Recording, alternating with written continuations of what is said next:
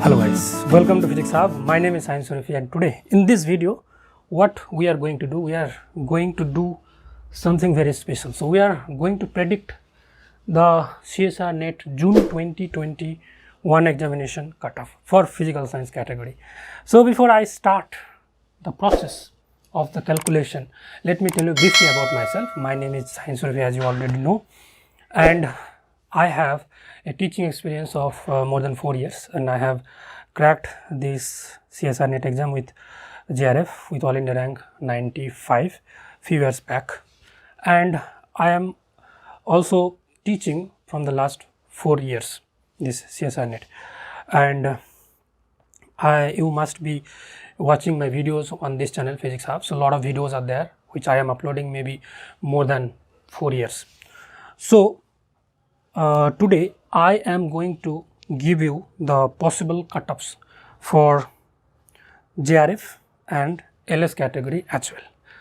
तो आज की वीडियो में थोड़ा सा हिंदी में बनाने की कोशिश करूँगा बिकॉज ये वीडियो सभी स्टूडेंट्स को टारगेट करते हुए हैं, सो हिंदी में बनाना ज़्यादा सही रहेगा. तो प्रोसेस शुरू करने से पहले मैं जो प्रीवियस कटऑफ्स थे उसके बारे में थोड़ा सा फोकस करना चाहूँगा. जैसे EWS जो कैटेगरी एक नया कैटेगरी है वो इंट्रोड्यूस हुआ था, जैसा मेरे पास डेटा है उसके अकॉर्डिंग 2019 जून से EWS कैटेगरी शुरू हुआ है. तो इसका मतलब 2019 जून, 2019 दिसंबर एंड 2020 जून, ये 3 एग्ज़ाम्स में EWS कैटेगरी रहे हैं. तो हम लोग इस 3 एग्ज़ाम्स की कट ऑफ की कंपैरिजन करेंगे और यहाँ पे जो मेन इनपुट रहेगा कट ऑफ डिटर्मिनेशन में वो रहेगा पोल, जो मैंने अपनी कम्युनिटी पेज में पोस्ट किया था. सो उस पोल का रिजल्ट है मेरे पास, आई विल शो यू.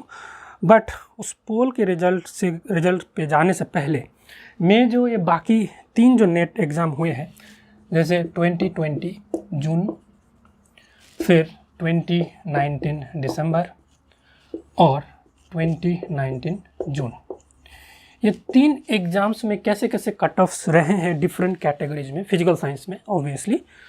तो वो सब को स्टडी करेंगे. मैंने खुद स्टडी किए हैं और उसके ऊपर कुछ कंक्लूजन में मैं पहुंचा हूँ. आप भी शायद सेम कंक्लूजन में पहुंचाओगे. I will make you understand that. So पहले हम लोग देख लेते हैं 2020 जून का. I will show the page from where I am reading this. So JRF के लिए आप देख सकते हो, जो JRF 2 चीज़ होता है, JRF और दूसरा होता है LS. ठीक है. अब JRF में आपका जनरल कैटेगरी होगा, फिर EWS होगा, उसके बाद आपका जो होता है OBC, SC, ST और एक होता है PWD. सो इतने सारी कैटेगरीज में डिवाइडेड होता है. आप देखो 2020 जून इस एग्ज़ाम में जो अनरिजर्व्ड कैटेगरी मतलब जनरल कैटेगरी, उसका परसेंटाइल है परसेंटेज है 46.25. इसका मतलब इसको अगर मार्क्स में कन्वर्ट करें तो इसको 2 से मल्टीप्लाई करना पड़ेगा. सो यू कैन सी 46.2 है और EWS का देखो 40 है. मतलब अगर जनरल और EWS के बीच परसेंटेज डिफरेंस जो है वो लगभग 6% के बराबर होगा. This is 2020 June. सेम देखो 2019 दिसंबर. For the timing we are talking only about JRF. Okay.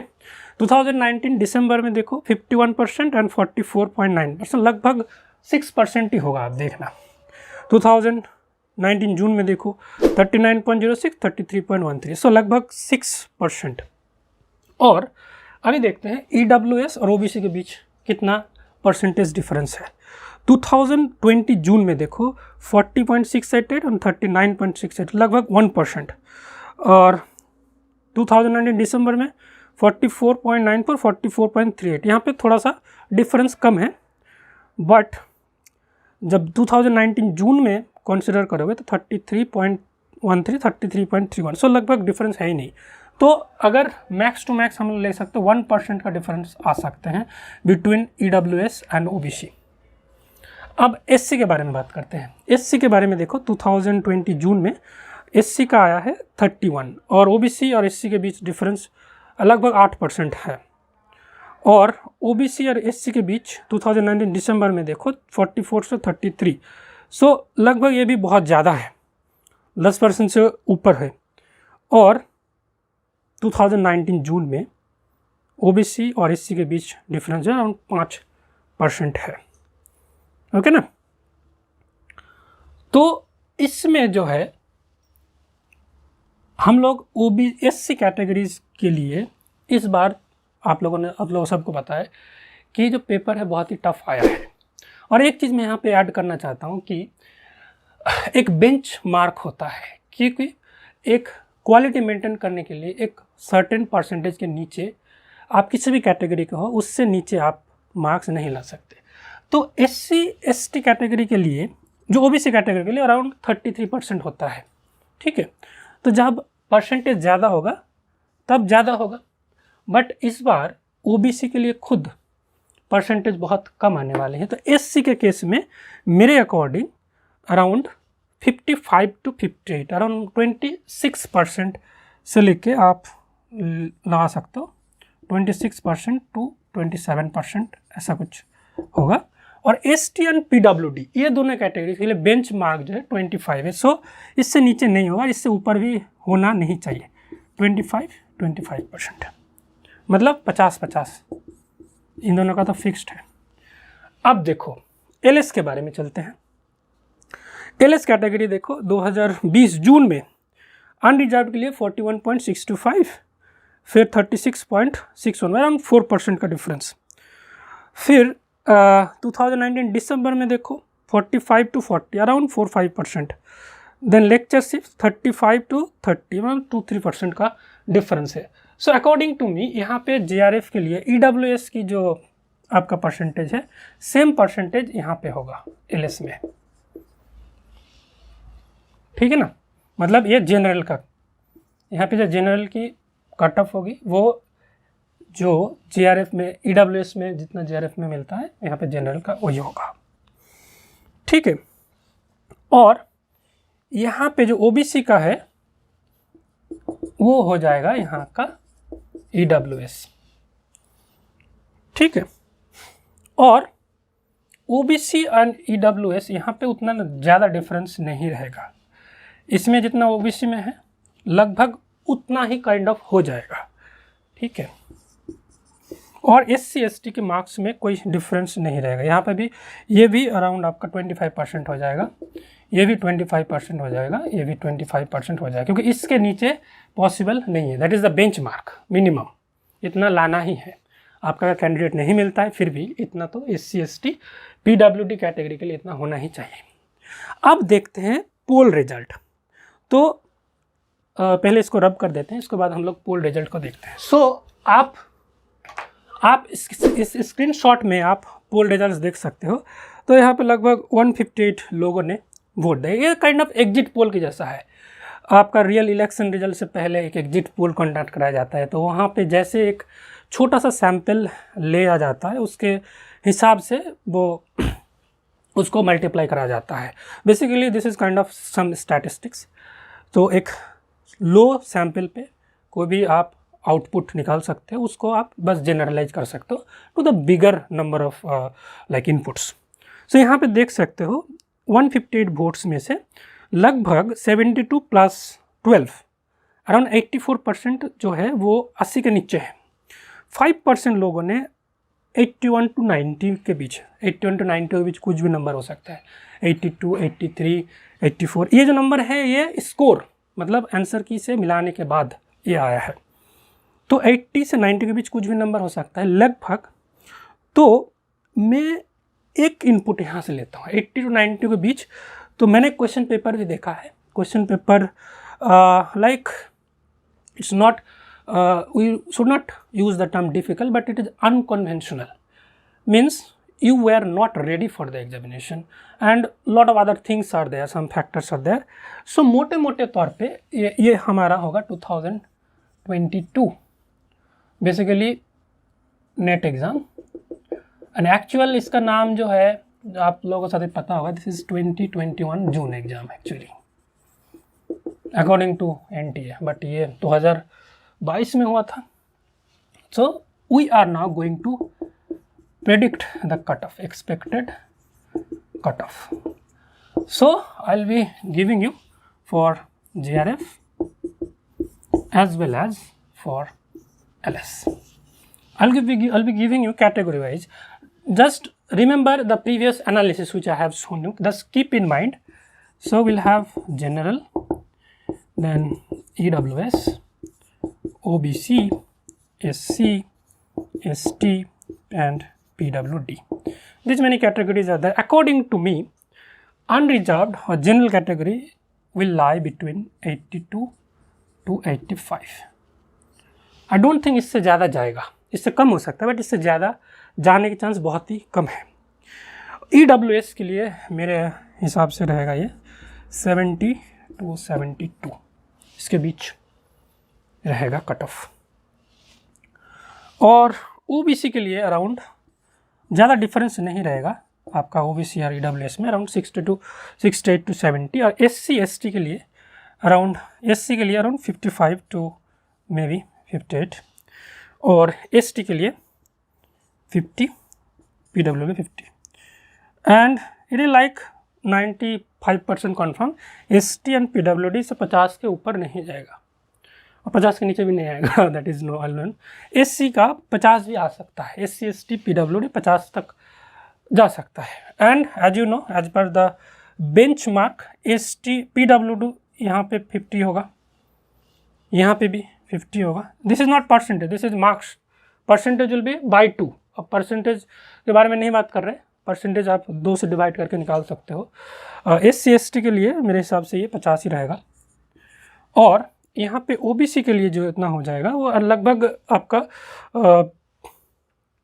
ये थोड़ा सा कम होगा, ज़्यादा कम नहीं होगा, 65 to 67 इस रेंज में भी आ सकता है। और जैसे कि मैंने बोला था ये अराउंड 68 to 70 हो जाएगा और ये 70 to 72। So according to me रफली ऐसा ही आना चाहिए, कुछ बहुत ज़्यादा डिफरेंस नहीं आएगा कट ऑफ में। अकॉर्डिंग टू, मैंने स्टडी किया बहुत सारी चीज़ें, फिर अल्टीमेट कंक्लूजन में यही पहुंचा। सो मेरे पास बहुत सारे स्टूडेंट्स का इनपुट्स आया है, उन लोगों ने कोई अच्छा किया, किसी ने ख़राब भी किया। तो मैं यही बोलना चाहूँगा जिन लोगों का एग्ज़ाम अच्छा हुआ है, देखो क्वेश्चन पेपर जब भी थोड़ा सा टफ होता है तो सबसे ज़्यादा बेनिफिट किन लोगों का होता है? सबसे ज़्यादा बेनिफिट उन लोगों का होता है जिसने एक्चुअली में सच्ची में प्रिपरेशन करी है, वो लोग सबसे ज़्यादा बेनिफिटेड होते हैं। और क्वेश्चन मीडियम होना या फिर ईजी होना ये प्रॉब्लम करता है जो अच्छा कॉन्सेप्ट वाले बच्चे हैं उनको। तो मेरे हिसाब से जिन लोगों का प्रिपरेशन अच्छा था लाइक कॉन्सेप्चुअली, वो लोग क्वालिफाई कर जाएंगे इस एग्ज़ाम को। और जो लोग रट्टा मार के गए हो, मतलब ये कुछ बस प्रैक्टिस कर करके बस को समझे नहीं, जो क्वेश्चन को सही तरीके से अप्रोच कैसे करते हैं वो जिसने सीखा नहीं है, बस खुद को PYQs में रेस्ट्रिक्टेड रखा है, नया क्वेश्चन सॉल्व नहीं किए, उन लोगों के लिए ये पेपर बहुत ही टफ हुआ होगा। सो आप लोगों ने देख लिया पिछले 3-4 सालों में, 3-4 साल बोलना भी गलत होगा, 2-3 सालों में भी क्वेश्चन की जो पैटर्न है वो बहुत ज़्यादा चेंज हुआ है। अभी आप बस PYQs के बेस में क्वेश्चन पेपर को अटेम्प्ट नहीं कर सकते। आपको सिलेबस की ईच एंड एवरी टॉपिक जो है उसको कवर करना पड़ेगा। आप कैसे भी कवर करो, आप अपनी टीचर को बोलिए, कोचिंग के टीचर को बोलिए, अगर सेल्फ स्टडी कर रहे हो तो डिफरेंट बुक से कंसल्ट कीजिए। तो आपकी सिलेबस में एक एक वर्ड जो भी लिख रखा है उसके ऊपर जितना भी आप उसको कवर करोगे उतना आपके लिए बेनिफिशियल होगा, क्योंकि एटलीस्ट आपको थ्योरी पता होगा तभी आप प्रॉब्लम का अप्रोच कर पाएंगे।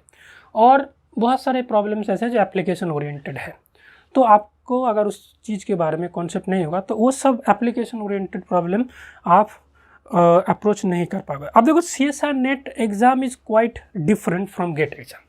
CSR नेट एग्ज़ाम में आप क्वालिफाई जब करते हो JRF मिलता है, JRF से आप डायरेक्ट रिसर्च पे जाते हो।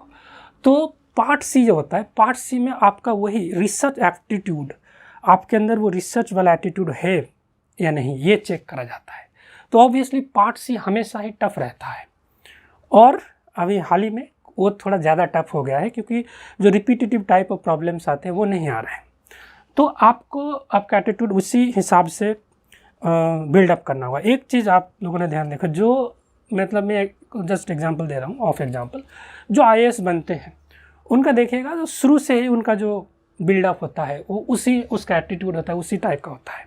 सेम यहाँ पे भी है, आपको अगर रिसर्च करना है तो रिसर्च एटीट्यूड शुरू से ही होगा। ऐसा नहीं कि रट लिया कर लिया। हम भी सेमेस्टर एग्ज़ाम में हम लोग भी ऐसे ही करते थे, ओवरनाइट पढ़ के एग्ज़ाम दे देते, अच्छा खासा मार्क्स आ जाता था। बट यहाँ पे वो ऐसा नहीं होगा, आपको एकदम डे बाय डे इम्प्रूव करना पड़ेगा और इस एग्ज़ाम के लिए तैयारी करना पड़ेगा। सो आज की वीडियो का मेन पर्पस यही था, कट ऑफ के बारे में डिस्कस करना।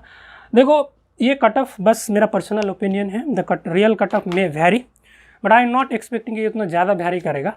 तो आपके राय डिफरेंट हो सकते हैं, तो आपके जो भी कमेंट हैं आप कमेंट सेक्शन में बता सकते हो। Okay, I am not claiming that it is 100% correct, I am just, this is my personal opinion, very personal opinion. So आपका अगर मार्क्स शायद इससे अगर कम आ रहा है या ज़्यादा आ रहा है या फिर कुछ भी हो रहा है, तो don't blame me, this is just my personal opinion based on the input you students have given in the community section. Community section के बेस में और प्रीवियस ईयर की कट ऑफ की बेस में मैंने एक कट ऑफ तैयार करने की कोशिश की है। तो I hope you have found this video useful. If you like this video, please give this video a thumbs up, and if you are new to this channel, please subscribe the channel and don't forget to press the bell icon. Finally, thanks for watching. Unacademy is India's largest online teaching learning platform. You can prepare for various competitive exams like CSR, NET, GATE, JEST, IIT JAM, TFR. Especially if you are preparing for CSR NET Physical Science, you can join me on Unacademy Plus. I cover all the 9 units of CSR NET Physical Science syllabus. My approach is especially, I precisely give you the concept of the concerned topic. Then I discuss the relevant mathematical formula and do the analysis. Relevant problem based on the topic, including previous year questions, are discussed. Homework and assignments are also given. This is my profile, and if you want to join my Unacademy Plus courses, you can enroll for this course. And if you are new to this Unacademy platform, you can take Unacademy Plus subscription using our referral code FELIXHUB, and Unacademy will give you 10% off. So take the Unacademy Plus subscription today and put your feet one step ahead towards reaching your goal. Thank you.